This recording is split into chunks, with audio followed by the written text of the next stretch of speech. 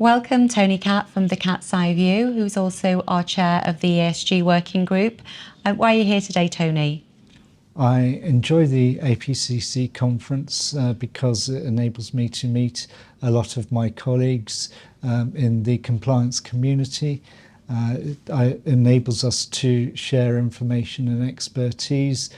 As freelance compliance people, we are often just working on our own, and it's a case of you don't know what you don't know. And so I think these occasions where you meet other people is really valuable to me. And certainly I've got great admiration for the other people that are here because they have a lot of expertise that I don't. And so I find that really valuable. Some of these guys can even tell you what's in COBS. I mean, who the hell does that? And certainly I think, the amount of people being really good at what they do enables me to improve myself. Tell us more about your work within ESG. Well, within ESG, my initial work started a couple of years ago where I was asked to produce a report which was published by IFA magazine, which was a major introduction to responsible investing, sustainable investment, and I met a lot of people who are really, really helpful to give me the information, and I joined UK Sustainable Investment Forum at that time, which has been a valuable source of information to me. I've made some very interesting friends from people that really do know about the subject, and I have risen myself up to probably dabbler level at the moment.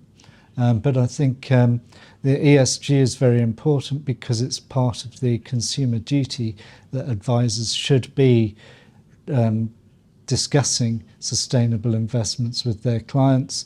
It could be argued that not discussing that may put them into foreseeable harm, because it could well be that sustainable investment, I think, is the investment of the future.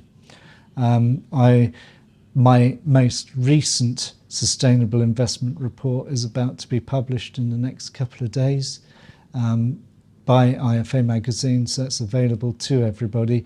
I like the sustainability report because it enables me to collate a lot of really exciting information when you think ESG is so current, and climate change, and we have the things that are happening with the government with the oil fields, and there's the other things that are happening. And climate change, I would have thought, is quite an easy thing for advisors to introduce to their clients, to have a good, meaningful conversation, because it's such a wide range of really everyday topics.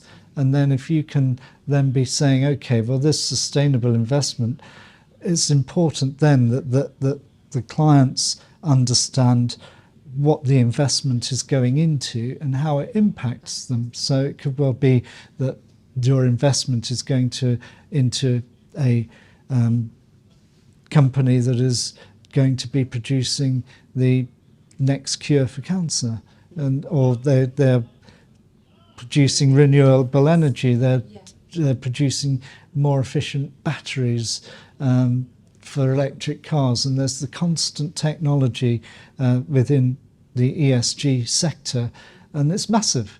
I've been to several shows with whole rooms full of different companies providing sustainable investment opportunities, and I think really sustainable investment is the future of investment. Great, thank you. You've been involved as well quite a lot with our education and culture working groups.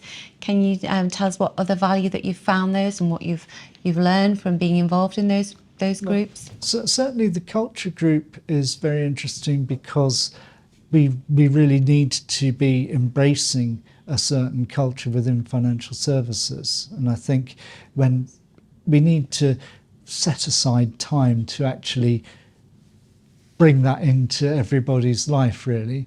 The SM&CR recently was the FCA's effort to bring in culture into the organisation, a culture of good practice, and a culture of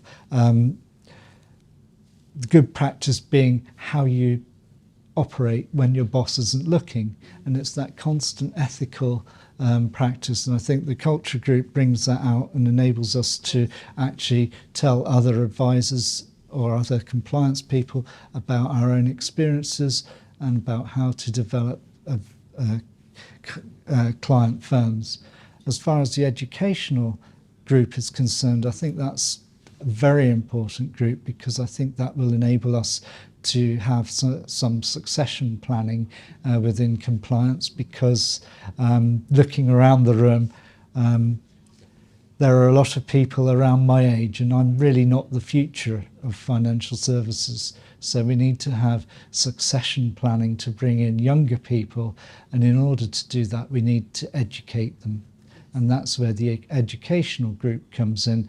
There's not very good compliance exams available at the moment, in which case getting those set up so that there is a pathway for younger people to come in.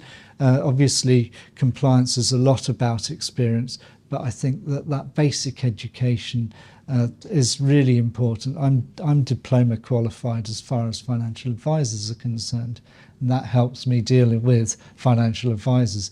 But I think a specific compliance qualification is what is needed within our industry. Also to try to demystify compliance, in that basically there's a bunch of weirdos out there in that room. And we need to move away to get more people actually interested in the compliance end of things, because that's what the FCA needs us to do. It would help if the FCA actually acknowledged us a lot more, because we do their work for them in the front line.